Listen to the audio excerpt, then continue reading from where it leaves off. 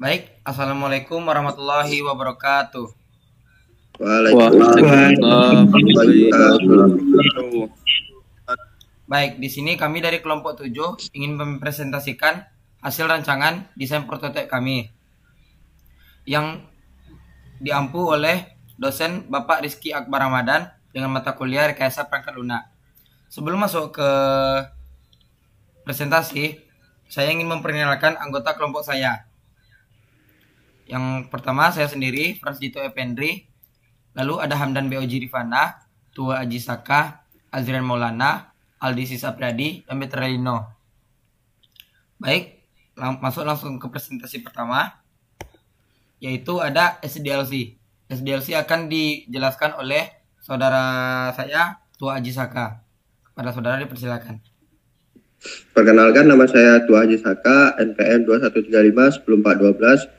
Kontribusi saya di kelompok ini memberikan ide dalam perancangan prototipe dari sistem ini. Dan di kesempatan kali ini saya akan menjelaskan SDLC dari sistem ini, yaitu aplikasi Wireshop.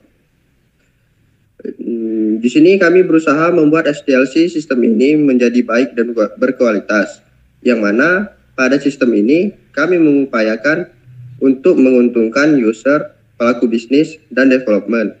Dan agar SDLC sistem ini menjadi baik dan berkualitas, kami juga perlu membuat desain yang menarik, bisa dirawat, dan bisa diimprove atau update untuk penambahan fitur-fitur lainnya. Jenis SDLC untuk mengembangkan sistem ini, kami menggunakan jenis SDLC model spiral. Karena model spiral memiliki kelebihan seperti yang pertama yaitu pembangunan dan perubahan perangkat lunak yang terjadi dapat diselesaikan secara sistematis. Yang kedua, mudah dalam mengestimasi biaya karena proses pembuatan prototipe yang jelas dan terencana dalam tahapan yang sistematis. Yang ketiga, manajemen dan analisa risiko yang lebih cepat dan mudah. Yang keempat, mudah dalam melakukan perubahan kebutuhan dan dokumentasi. Tetapi spiral model ini juga memiliki kekurangan, yaitu yang pertama tidak cocok dan sulit diimplementasikan dalam proyek kecil. Yang kedua, memakan waktu yang cukup lama. Yang ketiga, membutuhkan best practice atau pengalaman sebelumnya karena proses yang sangat kompleks. Yang keempat, risiko dalam tahap planning cukup besar. Misalnya terjadi perbedaan dalam jadwal, pengembangan, dan anggaran belanja. Sekian penjelasan SDLC dari saya akan kembalikan kepada moderator. Baik, terima kasih atas penjelasannya. Selanjutnya ada hierarki chart. Hierarki chart ini akan dijelaskan oleh saudara Hamdan B.O.J. Rifana. Kepada saudara, saya persilakan. Perkenalkan, nama saya Hamdan B.O.J. Rifana, NPM 2135-10132. Saya berkontribusi dalam kelompok memberikan ide dan saran yang kurang tepat pada prototipe. Dan di sini saya akan menjelaskan hierarki chartnya. Wireshop terdapat di dalam Wireshop, beranda, profil, dan riwayat transaksi. 1.0 beranda. Di dalam beranda ada dua bagian, home dan pengaturan. Kita masuk ke bagian home-nya, 1.1, dan di dalam home terdapat banner promosi 1.1.1 dan Wirecast 1.1.2. Dan kita masuk ke bagian pengaturan 1.2. Dan di dalam pengaturan tersebut ada dua bagian. 1.21 ubah nama dan 1.2.2 ubah password. Kita masuk ke bagian profil 2.0. Di dalam profil tersebut ada 2.1 nama, 2.2 email, 2.3 nomor handphone, dan 2.4 alamat. Kita masuk ke 3.0 riwayat transaksi. Di dalam riwayat transaksi tersebut ada histori transaksi 3.1. Di dalam histori transaksi tersebut ada 3 bagian. 3.1.1 edi pemesanan, 3.1.2 edi transaksi, dan 3.1.2 status pembayaran. Dan sekian dari saya kembalikan ke moderator. Terima kasih. Baik, terima kasih atas penjelasannya. Selanjutnya, terdapat data flow diagram yang akan dijelaskan oleh Saudara Azrian Maulana. Kepada Saudara, saya persilakan. Perkenalkan, nama saya Azrian Maulana dengan NPM 2135100015. Kontribusi saya di kelompok ini sebagai pemberi ide untuk rancangan prototipe, dan saya akan menjelaskan DFD dari prototipe workshop. Yang pertama, kita ke admin. Admin akan menginput pesanan, dan inputan pesanan akan masuk ke sistem workshop. Lalu kita akan selanjutnya ke user. Dari sistem workshop, pesanan pembeli akan masuk ke transaksi. Apabila sudah masuk ke transaksi, kembali lagi ke sistem. Di sistem, histori pesanan kita akan kembali lagi ke admin. Selanjutnya, data flow diagram level 1. Yang pertama, admin akan menginput pesanan yang dimana inputan pesanan akan dimasuk ke sistem penginput pesanan. Lalu kita harus mengecek stoknya dulu, di mana yaitu query check stok, dan masuk di tabel stok. Sesudah di tabel stok, kita akan mengecek data stok. Setelah kita mengecek stoknya, kita akan menginput pesanan pembeli, yang dimana akan masuk ke sistem dan proses pesanan. Di proses pesanan, kita akan mengecek query pesanan ke tabel pesanan. Sebaliknya, kita cek juga hasil query pesanan, di mana data pesanan akan mencetak laporan. Sesudahnya kita mencetak laporan, kita akan lari ke histori pembelian, yang dimana akan diterima oleh user. Selanjutnya, di data flow diagram DFD level 2, yang mana yaitu menginput pesanan. Pertama, admin akan menginput pesanan, lalu masuk ke sistem 1.1 mengecek stok, di mana kita ngecek stok di query check stok di tabel stok 1. Lalu kembali lagi ke sistem mengecek stok di hasil query check stok. Apabila ada stoknya, kita akan memproses pesanan yang mana di mana sistem 1.2, dan inputan pesanan pembeli akan diproses pesanannya. Selanjutnya, DFD level 2 memproses pesanan, di mana admin akan mengecek struk pesanan, mencetak struk, lalu ke detail pesanan pembeli. 2.1, menyimpan pesanan. Sesudah kita menyimpan pesanan, kita akan mengecek query pesanan, di mana kita mengeceknya dia ada di tabel pesanan. Lalu kita kembali hasil query pesanan. Sesudah kita mengecek hasil query pesanan, kita akan menginfo pesanan pembeli, lalu masuk ke 2.3 meneruskan pesanan. Pesanan pembeli akan diteruskan ke transaksi. Sekian dari saya, kembali ke moderator. Baik, terima kasih atas penjelasannya Azrian Maulana. Selanjutnya terdapat Entity Relationship atau ERD yang akan dijelaskan oleh Saudara Aldi Sisapriadi. Kepada saudara dipersilakan.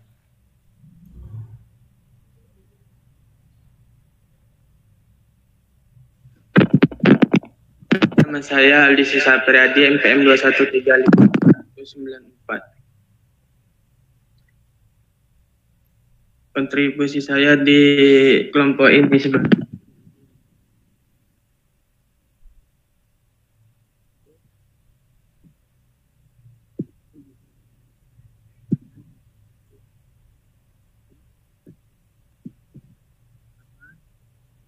Maaf Aldi, suaranya tidak masuk.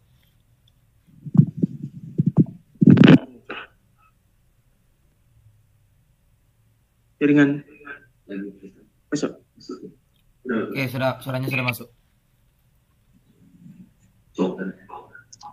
Ulangi lagi nih.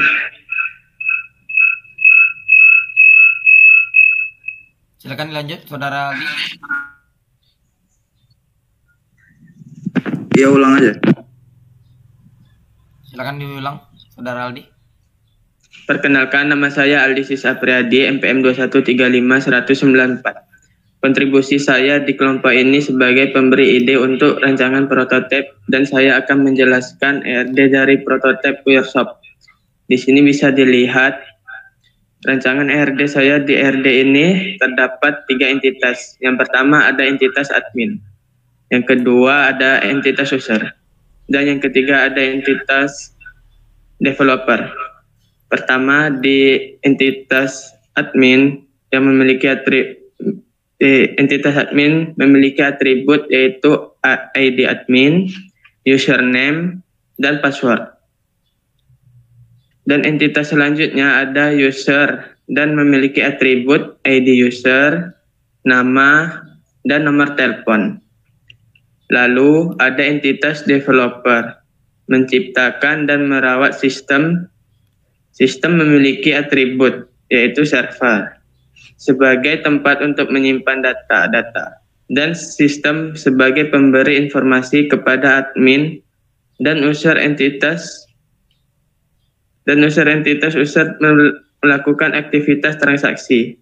Aktivitas transaksi ini memiliki atribut yaitu ID transaksi, jenis transaksi, tanggal transaksi, dan jumlah transaksi. Sekian penjelasan ERD dari prototipe workshop kami. Saya kembalikan ke moderator. Baik, terima kasih atas penjelasan ERD-nya, Saudara Aldi. Baik, selanjutnya terdapat Unified Modeling Language ataupun UML yang akan dijelaskan oleh Saudara Betterlino. Kepada Saudara, saya persilakan. Baik, perkenalkan nama saya Betterlino, MPM 2135-10428. Kontribusi saya di sini sebagai pemberi rancangan prototipe, dan saya akan menjelaskan use case diagram UML yang terdapat. Yang pertama ada user atau pembeli. User atau pembeli dapat melakukan top up. Setelah melakukan top up, user bisa menentukan nominalnya. Setelah menentukan nominalnya, user bisa melakukan pembayarannya. Setelah itu memilih metode pembayarannya. Metode pembayaran itu dapat melalui yang pertama Indomaret, Alfamart, Telkomsel, Shopee, Dana, OVO, bank, dan QRIS. Setelah itu user mendapatkan konfirmasi pembayaran. Setelah itu sistem akan memproses item yang dibeli, dan user juga dapat melakukan login atau logout yang akan diproses oleh sistem, dan admin juga dapat melakukan login atau logout yang akan diproses oleh sistem, dan admin juga berhak mengelola data-datanya. Sekian dari saya kembalikan ke moderator. Baik, terima kasih atas penjelasannya, Saudara Betra. Selanjutnya, ini merupakan rancangan prototipe dari kelompok kami. Di sini terdapat tampilan awal, yaitu Welcome to Workshop. Langsung saja get started. Ini merupakan beranda dari workshop. Di sini terdapat berbagai macam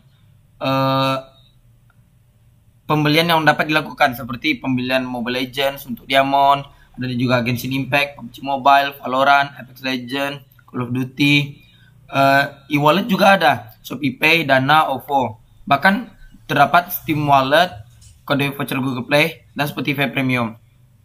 Selanjutnya, di bagian sini, bagi yang belum mendaftar ataupun belum login, terdapat 2 pilihan, masuk atau mendaftar. Bagi yang belum punya akun, disarankan untuk mendaftar. Di sini terdapat username, yaitu nama yang akan ditampilkan pada profilnya, alamat email yang aktif, dan kata sandi yang harus diingat oleh user. Contohnya seperti ini. Setelah itu lanjutkan. Jika sudah mendaftar, user akan dibawa ke tampilan untuk masuk. Masukkan alamat email dan kata sandi yang telah didaftar tadi. Setelah itu login. Seperti ini tampilan dari workshop jika sudah berhasil melakukan login. Di sini terdapat beberapa opsi. Halaman utama merupakan tampilan yang tadi, tampilan beranda. Lalu di sini ada WIRCash. Nah, WIRCash ini bukan sebagai e-wallet, namun sebagai hasil dari pengumpulan cashback yang diterima dari promo-promo saat pengguna melakukan pembelian. Misalnya di history transaksi. Nah, terdapat misalnya pengguna telah membeli barang misalnya 77 tambah 8 diamond yang di top up untuk game Mobile Legends melalui pembayaran Shopee Pay dengan total harga yang telah ditulis. Lalu di bagian riwayat transaksi, tadi sudah ya riwayat transaksi. Lanjut notifikasi. Di bagian notifikasi, pengguna akan mendapatkan pemberitahuan dari sistem, misalnya terdapat ada promo seperti untuk game Mobile Legends ataupun Genshin Impact ataupun PUBG Mobile. Lanjut di bagian pengaturan, pengguna dapat mengatur kata sandi serta profile picture dari akun tersebut. Baik, lanjut. Di sini kita akan mencontohkan game Mobile Legends. Nah, ini merupakan tampilan dari halaman Mobile Legends. Terdapat perintah untuk memasukkan ID dan zone ID dari ID Mobile Legends pengguna. Nah, misalnya seperti ini. Lalu pengguna dapat memilih nominal yang akan di top upkan. Contohnya 77 tambah 8 diamond. Lanjut. Nah, di sini akan tertampil harga dari barang yang dipilih tadi. Pengguna dapat membayar menggunakan Alfamart, Indomaret, Shopee Pay, Dana, OVO, dan juga Kris. Untuk pembayaran melalui Telkomsel ataupun bank tidak tersedia. Beberapa faktor mungkin karena nominalnya terlalu kecil ataupun untuk game Mobile Legends belum tersedia metode pembayaran dari yang tidak tersedia ini. Pengguna harus juga teliti.